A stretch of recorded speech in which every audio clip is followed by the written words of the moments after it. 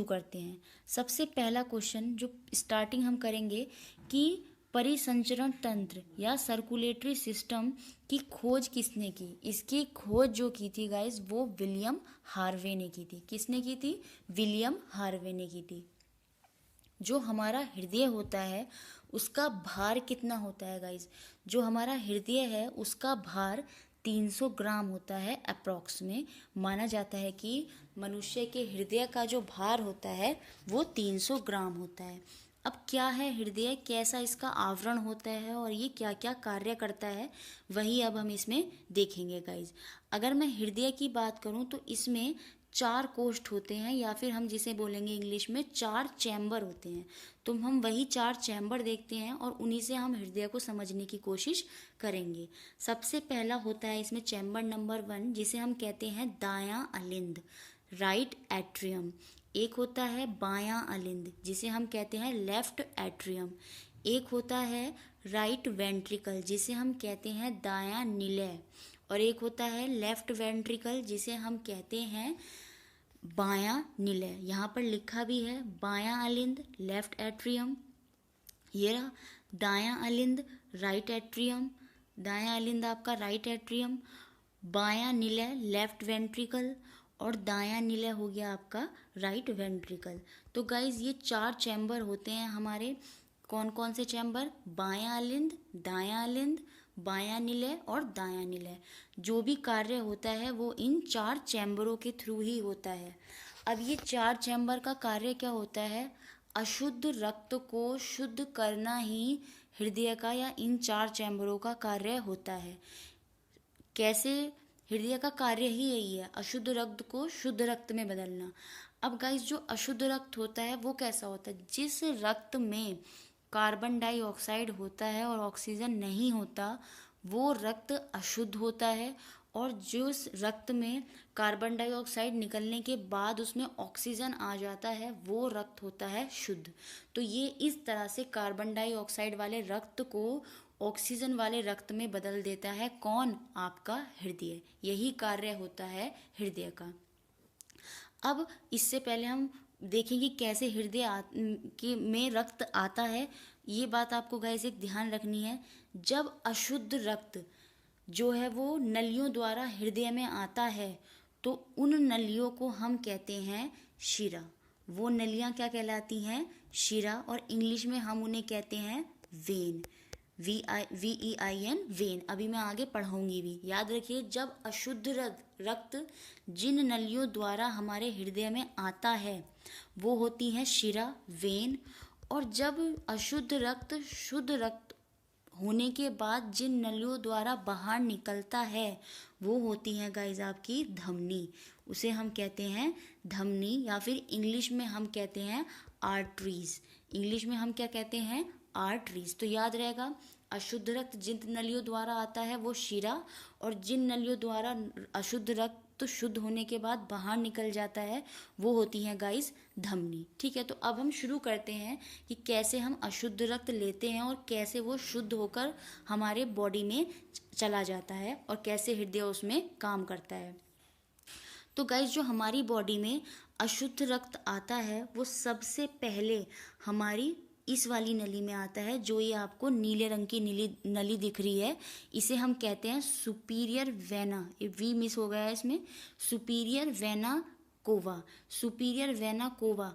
ये जो नली होती है इस नली से अशुद्ध रक्त आता है, और नीचे से ये इन्फीरियर वेना कोवा। ये 2 नलियां होती हैं, सुपीरियर वेना कोवा और इन्फीरियर वेना कोवा। ये जो नीले रंग की हैं दोनों, इन दोनों नलियों से अशुद्ध रक्त जो है वो आता है। और अशुद्ध रक्त आने के बाद सबसे पहले राइट एट्रियम मतलब दायां अलिंद के अंदर रक्त चला जाता है। ये क्वेश्चन पूछा गया है कि अशुद्ध रक्त आने के बाद कौन से कोष्ठ या चैम्बर में जाता है। तो गाइस नीचे से और ऊपर से दोनों नलियों द्वारा सुपीरियर वेना केवा और इन्फीरियर वेना केवा द्वारा जो रक्त है वो आपका किस में जाता है? सबसे पहले जाता है दायां अलिंद में, राइट एट्रियम में। आपका जो अशुद्ध रक्त होता है वो जाके इकट्ठा हो जाता है, चला जाता है। ठीक है, आपको पता चल गया। अब जो अशुद्ध रक्त दाएं अलिंद के अंदर आ गया है, वो अशुद्ध रक्त अब दाएं वेंट्रिकल के अंदर आता है। वो अशुद्ध रक्त अब दाएं वेंट्रिकल के अंदर ही आएगा, दाएं अलिंद से निकलकर दाएं निलय में आता है। कैसे आता है गाइज, इसको मैं अलग से समझाती हूँ क्योंकि ये डायग्राम में इतना डिटेल अंदर से नहीं है। दाएं और बाएं अलिंद के बीच में इस तरह से तीन, यहाँ पर मैं बता देती हूँ, इस तरह से ऐसे करके ऐसे करके ऐसे करके ये तीन इस तरह से पतली पतली सी लाइनें होती हैं। जैसे यहाँ पर तीन लाइनें होती हैं, वो क्या करती हैं, तीन मतलब एक तरह से तीन डंडे होते हैं, वो क्या करते हैं, वो थोड़े से झुके हुए होते हैं। किस तरह से गाइज, ऐसे झुके हुए होते हैं, यहाँ पे देखिए ऐसे होते हैं। तो जो दाएं अलिंद से रक्त होता है वो ऐसे निकलते हुए आपके दाएं निलय में आ जाता है। ठीक है, मैंने बताया था राइट एट्रियम से निकलते हुए रक्त इस तरह से आपके कहाँ आ जाता है, आपके दाएं निलय में आ जाता है। ये इस तरह से जो ये लाइनें बनी हुई हैं इनके थ्रू। तो ये तीन लाइनें होती हैं ऐसी, इसलिए जो ये तीन लाइनें होती हैं और इन तीन लाइनों को ही हम कहते हैं ट्राइकस्पिड। ये क्या कहलाती हैं, ट्राइकस्पिड, और हिंदी में हम इसे कहते हैं, जहाँ पर लिखा भी है त्रिक पर्दी, त्रिक पर्दी। यहाँ पर लिखा है दाएं अलिंद से रक्त दाएं निलय में त्रिक पर्दी द्वारा आता है, या ट्राइकस्पिड द्वारा हमारे दाएं निलय में रक्त आ जाता है। तो गाइस जब ये ट्राइकस्पिड द्वारा दाएं निलय में आना शुरू हो गया, मैंने बताया था इस तरह से बनता है, इस तरह से बनता है, और यहाँ से रक्त निकल के आपके दाएं निलय में आ जाता है। अभी रक्त क्या है, अभी रक्त अशुद्धि है। दाएं निलय में आने के बाद भी रक्त कैसा है गाइज, अभी रक्त जो है वो अशुद्धि है। और अब ऐसा तो है नहीं कि रक्त आता ही रहेगा आता ही रहेगा। तो क्या होता है, हमारे अंदर की जो मसल्स होती हैं वो क्या करती हैं, स्क्वीज हो जाती हैं, मतलब सिकुड़ जाती हैं, जिसके कारण क्या होता है, ये ट्राइकस्पिड जो होती हैं, जो ये त्रिक पर्दी होती हैं, वो क्या हो जाती हैं, बंद हो जाती हैं। जो अभी इस तरह से थी गाइस, जो अभी ऐसे थी, वो अब बंद होकर इस तरह से स्ट्रेट हो जाती हैं, बंद हो जाती हैं, जिसके कारण क्या होता है, जो दायां अलिंद से रक्त है वो दाएं निलय में आना रुक जाता है, बंद हो जाता है, क्योंकि दायां निलय जब फुल हो जाएगा तो वो वापस दाएं अलिंद की तरफ रक्त वापस जाने लगेगा, और ये गलत प्रोसेस हो जाएगा। तो इसलिए क्या होता है, वो ट्राइकस्पिड जो हैं, वो जब हमारा जो मसल्स होती हैं वो दाएं निलय को स्क्वीज कर देती हैं, जिसके कारण ट्राइकस्पिड जो द्वार होते हैं, कपाट होते हैं, वो बंद हो जाते हैं, ट्राइकस्पिड बंद हो जाता है, और जिसके कारण रक्त ऊपर नहीं जा पाता। और जब वो बंद होता है तब गाइज एक आवाज़ आती है धक, और वो धक की आवाज़ जो पहले आती है वही आवाज़ हमें हृदय की सुनाई देती है, धक धक।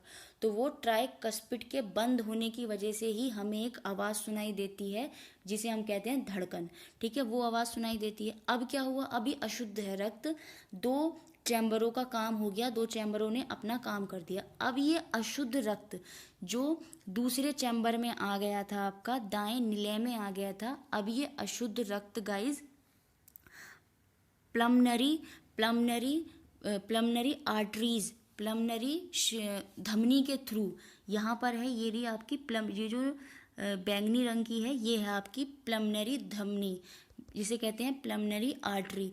प्लमनरी आर्टरी के थ्रू ये रक्त ऊपर की तरफ जाने लगता है, और ये रक्त आपका यहाँ प्लमनरी आर्टरी से यहाँ से निकल जाता है, और यहाँ से निकल जाता है, और यहाँ से निकलने के बाद दाईं तरफ से निकलता है, और इधर बाईं तरफ से निकलता है।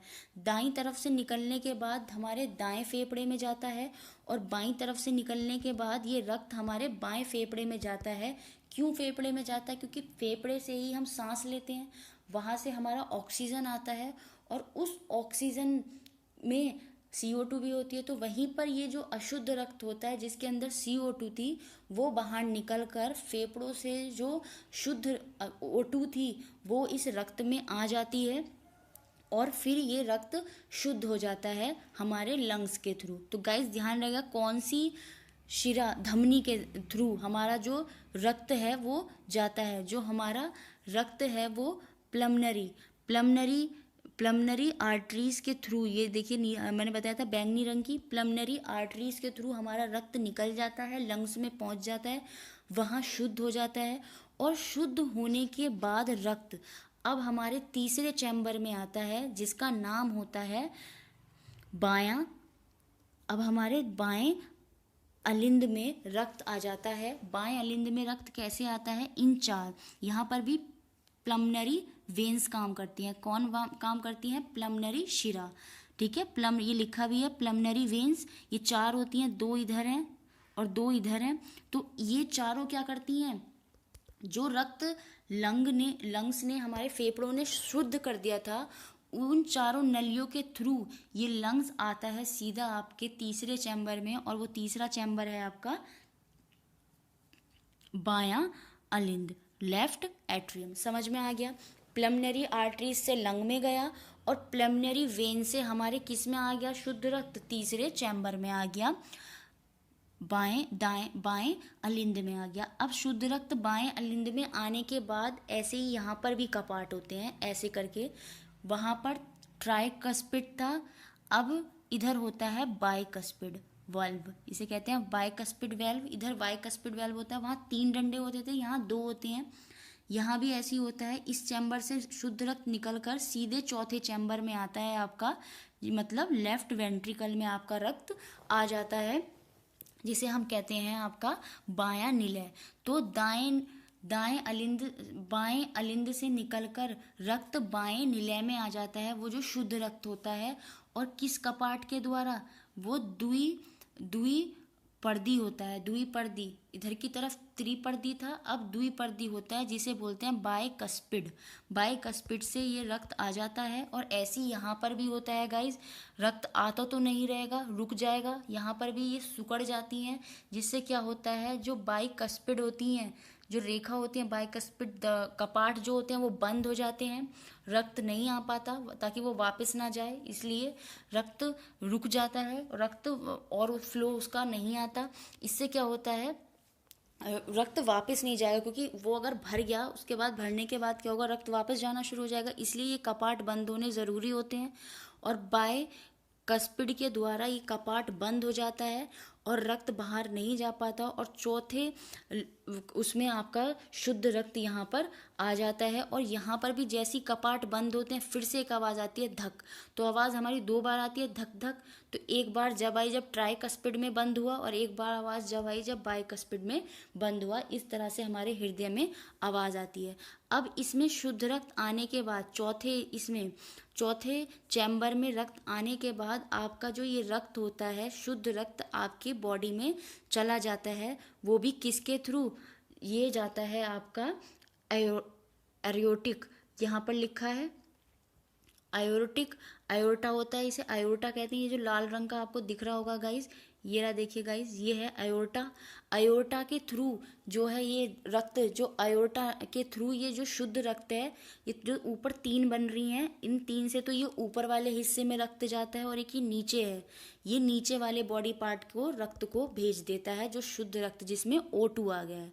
तो गाइज आपको समझ में आ गया होगा किस किस तरह से अशुद्ध रक्त आया और कौन कौन सी नलियों द्वारा वो शुद्ध होकर हमारी बॉडी से निकल गया। ठीक है, इस तरह से रक्त की ये पूरी वर्किंग होती है। मैंने यहाँ पर लिखा है दायां अलिंद से रक्त दाएं निलय में किसके द्वारा आता है? त्रिपर्दी के द्वारा आता है, जिसे हम ट्राइकस्पिड कहते हैं। तथा बाएं निलय से रक्त जो है वो बाएं निलय, यहाँ पर बायां आएगा, दायां लिख दिया, बाएं निलय में द्विपर्दी मतलब बाइकस्पिड के द्वारा हमारा जो रक्त है वो आता है। ठीक है, ये हो गई सारी बातें। अब देखते हैं आगे कुछ इंपॉर्टेंट बातें। हृदय को गति प्रेरक भी कहते हैं। हृदय को पूछा जाया, क्वेश्चन में पूछा गया एग्जाम में कि किसे गति प्रेरक कहा जाता है? हृदय को गति प्रेरक भी कहते हैं। अब हृदय धड़कन क्या होती है? धड़कन मैंने तुम्हें बताया था, धक धक होती है। हृदय के संकुचन, जब हृदय का संकुच हो जाता है, बंद होता है, एक बार ऐसे होता है बंद खुलना, जैसे मुट्ठी होती है बंद खुलती है। ठीक है, सिस्टोल जिसे कहते हैं, इंग्लिश में कहते हैं संकुचन को सिस्टोल। हृदय का संकुचन और शिथिलन होने को ही धड़कन कहते हैं। डायस्टोल, ये होता है सिस्टोल और डायस्टोल, इन दोनों को ही कहते हैं हृदय धड़कन मतलब हार्ट बीट। ठीक है, मनुष्य के जो सामान्य रक्त हार्ट बीट होती है वो 70 बार होती है 1 मिनट में, ठीक है। साधारण मनुष्य में कितनी बार होती है? 70 बार 1 मिनट में। भ्रूण अवस्था में मतलब बच्चों में, छोटी अवस्था में कितनी होती है? 150 बार पर मिनट। एक बार धड़कने पर 70 ml, यहाँ पर ml मिस हो गया है गाइस, 70 मिलीलीटर, 70 मिलीलीटर रक्त पंप करता है। मैंने बताया था हृदय जो है कितने एक बार में सारा प्रोसेस होता है, ऐसे ये प्रोसेस चलता ही रहता है। तो एक बार प्रोसेस होने पर कितने ml रक्त जो है वो शुद्ध हो जाता है अशुद्ध से, डीऑक्साइड से ऑक्साइड, ऑक्सीडेशन हो जाता है उसका, वो होता है 70 ml रक्त का, ठीक है गाइस। ये वाली बात हो गई आपकी। इसमें और पॉइंट्स देखते हैं इसमें कि और इसमें क्या क्या पॉइंट्स इंपॉर्टेंट है गाइस, इसको देखते हैं आगे। ये क्या कहता है इसमें? हृदय में एक पेस मेकर होता है जो धड़कन प्रारंभ करता है।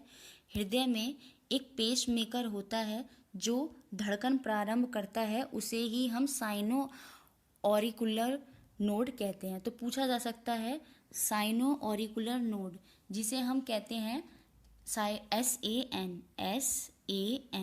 ठीक है, साइनो ऑरिकुलर नोड। ये क्या करती है? ये हृदय का पेसमेकर होता है जो धड़कन को प्रारंभ करता है। पूछा जा सकता है, डायरेक्ट क्वेश्चन, सीधी सा पॉइंट है, ठीक है। उसके बाद हृदय धड़कन मतलब हार्ट बीट को प्रारंभिक करने वाला कारक कौन कौन से हार्ट बीट को, सॉरी प्रारंभ नहीं, प्रभावित, हार्ट बीट को जो है हमारी जो हृदय धड़कन होता है उसको कौन कौन से कारक प्रभावित करते हैं? हार्मोन्स। कौन कौन से हार्मोन्स?